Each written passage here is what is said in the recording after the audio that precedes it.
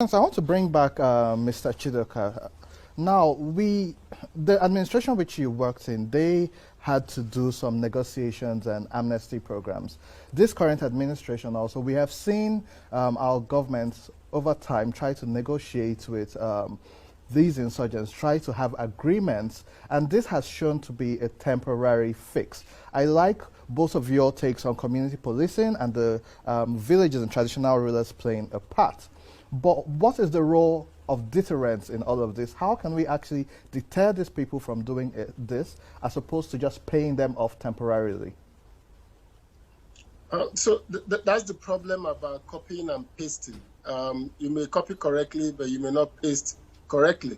So the amnesty program is a different type of program because the Niger Delta militants were agitating for political ends. The bulk of the agitations that came from the Niger Delta started from, if you recall, the Niger Delta area, as far back as in the 1960s, Colonel Adaka Boro has led a rebellion from there. And then by the time General Abacha killed Ken Saro-Wiwa, the Niger Delta became more militarized in their request for derivation. So they called it resource control. Now, in the pursuit of resource control, a group of young people, militants, took over that campaign of resource control and made it a terror campaign saying, if you don't give us resource control, we will do this.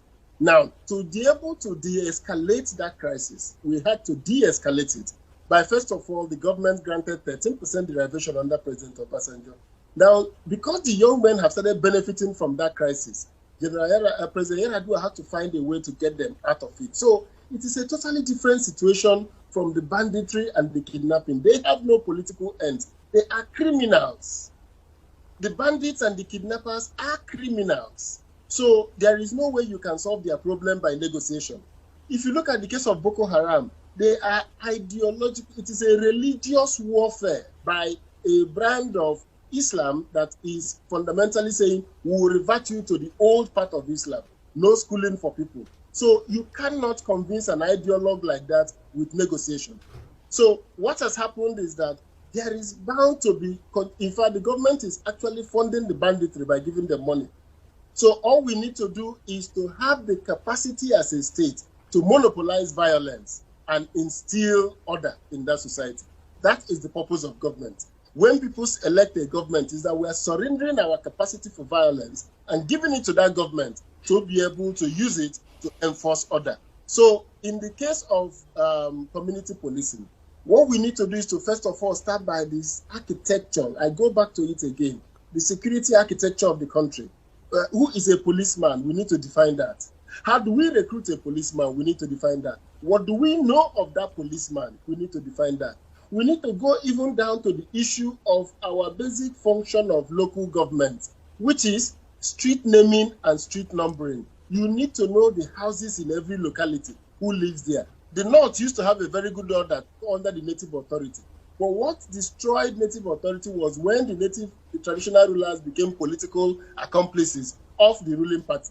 So they used the policing of that period to harass opponents. So that's why we stopped the idea of community policing. But now we can re-establish it under the local government system. Now, under the local government system, the local governments have to go back and perform their basic function, which is identify every house in that village, know who lives in every village, give us that data, so that the police will not be operating in a blind atmosphere. Then we need national databases to be able to go to the issue of deterrence, including our court process and our correctional facilities. All our prisons are old.